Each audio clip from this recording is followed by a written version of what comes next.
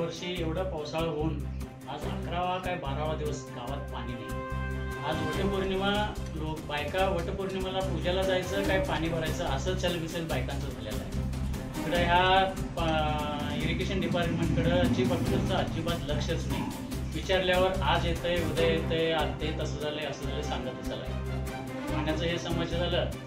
परवा तुम्ही बोरगावात पाईपलाईन केला, ते पाईपलाईनवर नवीन पाईपलाईन जेसीबीने उकरून पाईप घातलाय, त्याच्यावर रोड तर फिरवायचं, एक बाजू खड्डा एक बाजू टेकून लोकांनी येण्याचा त्रास व्हायला लागला, त्याच्याकडे कुणाचं लक्ष नाही।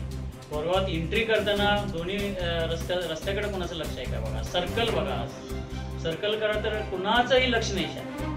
खरं म्हणजे आमचं सर्कल असं पाहिजे होतं की बेळगाव जिल्ह्यातलं एक मोठं हे आहे, रहदारीचं गाव आहे निपाण तालुक्यात, त्या सर्कलकडे कुणाचंच लक्ष नाही। खड्ड्याचं साम्राज्य झालेलं आहे। दुभाजन रस्ता बाबा केवी धरून सर्कल पर्यंत, लाकूड वरकार धरून सर्कल पर्यंत, कुरुंदवाड रोड माशांभूमी धरून सर्कल पर्यंत, असं तुम्ही दुभाजी रस्ता करायला पाहिजे। आता गळत का गाव सरळ का बघा, गाव काय सुधारणा झालंय आमच्या गावात का होत नाही? काय वाली कोण आहेत का नाही गावाला?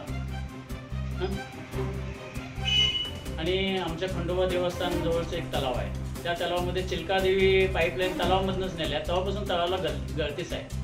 त्या गळतीकडे कुणाचंही लक्ष नाही। तलावामध्ये पाणीच टेकत नाही। पावसाळा झाला, पावसाळ्यात पाणी भरलं, 8 दिवसात तलाव रिकामा। गावात ते नावाजलेलं ठराविक तलाव आहे, तलावाकडे तर तुम्ही लक्ष द्या। चीफ ऑफिसर कुठेही गावात फेरीच मारत नाही, काय गावात कुठं काय चाललंय काय नाही, येतोय ऑफिसला, ऑफिसमध्ये जायचं उठून जायचं, असं असतंय काय कुठं?